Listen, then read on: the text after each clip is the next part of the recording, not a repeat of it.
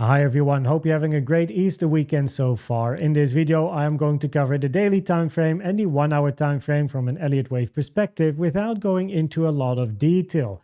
Instead, I'm going to simplify everything so that by the end of this video you know exactly what the highest probability directional bias is that you should have on a daily and 1 hour time frame. Last couple of days, we have been keeping an eye on the local time frame structures, which is interesting, looking for a continuation of the range, bit of a retracement, but it is important to take a step back, go to the higher time frame and realize that on the daily time frame, the probabilities and the directional bias have not changed. We're still looking for moves towards the upside. Now, why is that the case? Since the all-time high, we had a very slow, grinding, overlapping structure to the downside, then a quick move down, but we never had strong continuation to the downside. Instead, price once again moved sideways, took the low a few times, absolutely fine, but once again it created this very slow grinding structure, as I like to call it. The fact that you get a structure like this, which is very sideways and very slow, takes the lows a couple of times after a quick move down, increases the probabilities for price to move into the other direction, which in this case is to the upside. Now, this methodology has been covered in a lot of detail in these videos, the simplest way to use and trade Elliott waves. So make sure to check it out. It's linked at the end of this video. If we then look at the polylines, which gives you a visual representation of the expected price action per detailed Elliott wave scenario since the all-time high, then you can see that also here the directional bias and the probabilities are higher to look for moves towards the upside. Even if you take out the low one more time, no problem, right? It doesn't change the directional bias.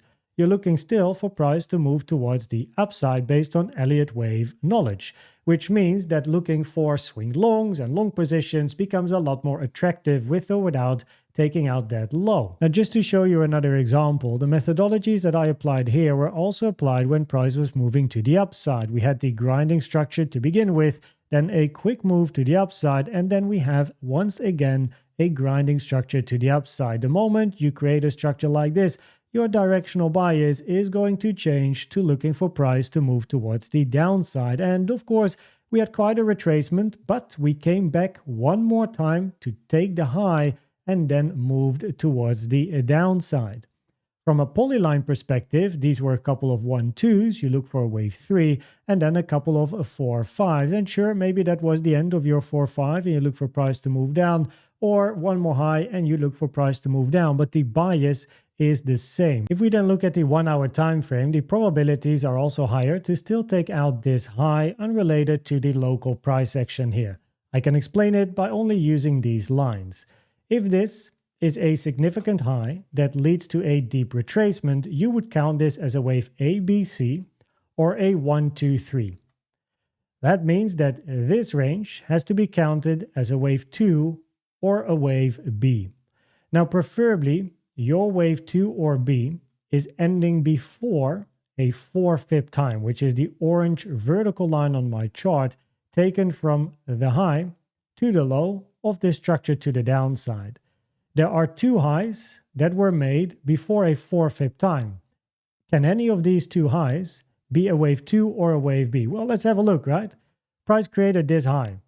Is this your 2 or B? Well, in that case, we need impulsive moves towards the downside because we want to form either a wave C or a bigger 3.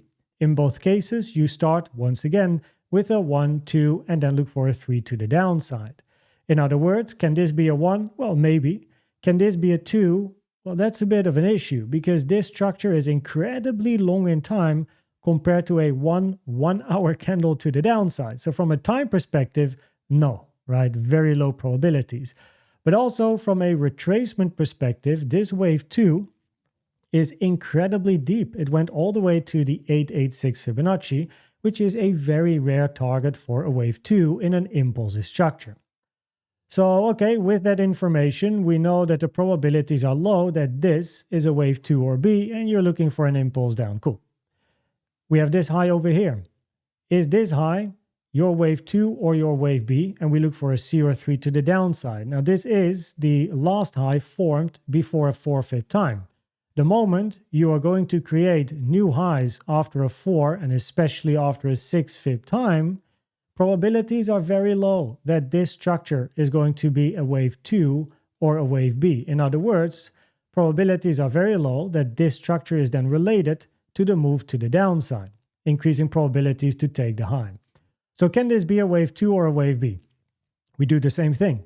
We wait for price to form its waves and then it creates a move towards the upside. Now this has to be your wave 1. You're looking for a wave 2 and then you want to see a wave 3 to the downside. But price moved all the way to the 886 Fibonacci, which is very rare for a wave 2.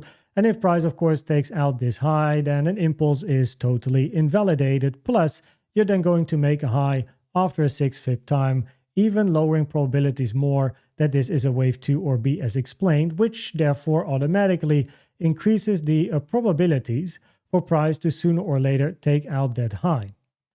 If we then look at the probabilities, then the directional bias on a daily time frame is higher to look for price to move towards the upside as explained in the analysis, unrelated to one more low or not. Directional bias is about a bias, it's less about precision. That's what we do with detailed Elliott wave counting, of course, right? Which I do in my other videos. On the 1 hour time frame, the probabilities are higher to take out this high at a later stage, unrelated to the local price action. Of course, we have areas of support and resistance, which I do like to show you in the video here. So these are all the levels that you can see. Actually, this one has been touched. So these are the levels that are currently sitting around a price for your information. And yeah, I hope that this video was helpful or valuable to you. On the left, you see a video on the simplest way to use and trade Elliott waves without even counting. And on the right is the Elliott Wave educational playlist to help you understand more about Elliott waves. Thanks for watching and subscribing, and I hope to see you at the next one. Bye bye.